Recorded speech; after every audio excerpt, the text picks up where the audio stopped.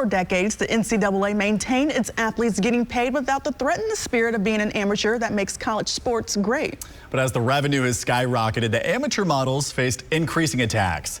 Steve Lehman joins us now with part 4 of our Paid to Play series. Steve, the NCAA has been slow to adapt, but major changes on the way. Yeah, no question that is definitely coming. But let's first consider how the term student athlete was coined in the first place. You go back to the mid-1950s when then Executive Director Walter Byers helped the NCAA defend a workers' compensation claim after Ray Dennison died playing college football. Byers stated that Dennison was not an employee, but rather a student athlete participating in extracurricular activity. The courts agreed, and the term student athlete became a part of the American lexicon and a defense for why players should not be paid. But 70 years later, the NCAA is a multi-billion-dollar enterprise built upon those student athletes. And the courts and even the organization itself now say it's time to pay up. After years of mounting an unsuccessful legal defense of its amateur model, on July 26, the NCAA filed paperwork in federal court to settle the lawsuit brought forward by former Arizona State swimmer Grant House. If approved as expected, the settlement will forever change the compensation model for student athletes. Middle Tennessee President Sidney McPhee is in his third term on the NCAA's board of directors. We voted to support that, not only the A5, but the non-A5, and also our student athlete. The settlement negotiated by the NCAA and Power Conference commissioners consists of two parts.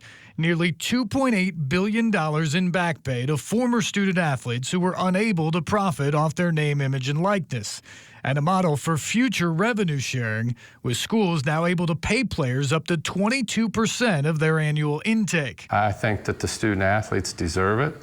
If we can kind of bring the scale back to normal, where the student athletes make this and coaches make that, and there's not that huge disparity, I think it'll be a healthier enterprise. But the deal is far from having universal support. The settlement will be paid out over 10 years, with 41% coming directly from the NCAA through the reduction of revenue distributions.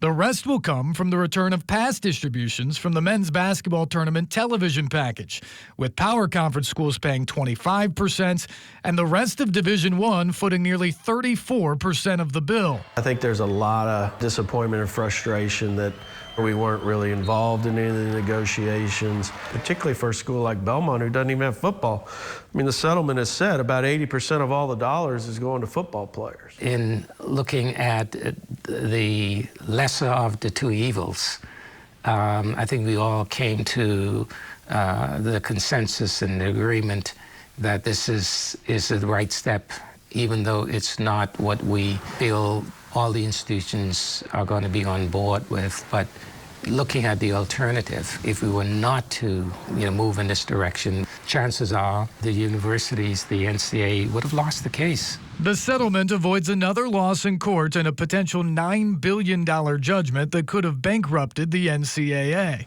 But it comes at a significant cost to member schools that will see their athletic budgets take about a 2% hit while they try to figure out how to pay around $23 million to student athletes next year. There's not a magical pot that comes from, right? It comes from what you're already spending.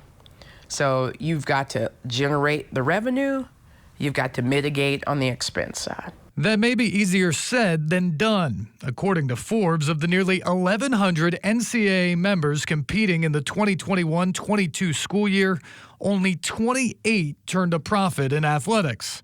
Many programs covered losses through general university funds or hefty student fees. There's not enough talk about how few universities actually are in the black in college athletics.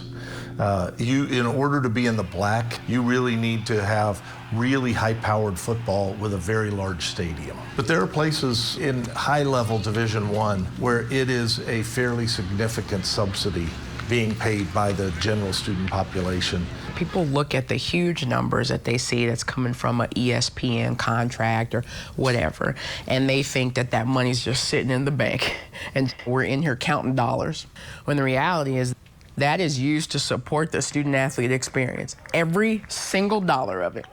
I don't think it matters who you are. You're going to have to make some decisions about how you want to operate. Major decisions loom ahead, but for now, the decision to settle the House case provides a framework for the NCAA to move forward towards what is hopefully a more stable structure. No one is saying that this is a panacea. No one is saying that we all jumping for joy here, because there is that degree of separation between the schools like the Tennessees, the Alabamas, the Michigans, and the MTSU, the Belmonts, the Tennessee State. But we'd much rather be in a position where we have some degree of control than no control at all and having to deal with a worst-case scenario. Yeah, now the difference between the haves and the have-nots isn't just school to school. Last week, we saw Vanderbilt NCAA discus champion and Olympian Veronica Fraley complain on X about her scholarship payments compared to what football players are getting right now in NIL. That disparity between revenue and non-revenue sports, and frankly, athletes to non-athletes, considering those subsidies, is only going to get bigger. You know, it's just crazy to think with all the money in the system, it still doesn't seem like there's enough to actually go around. Yeah, remember, 90 to 95% of all of this revenue comes from football or men's basketball, which is why many schools are concerned if they'll be able to sponsor as many non-revenue sports in the future in this revenue-sharing era. We'll have more on that in Part 5 tomorrow. All right, looking forward to it. Steve, thank you. Thank you. And you can watch the first 4 parts of this Paid to Play series online now at newschannel5.com/paid to play.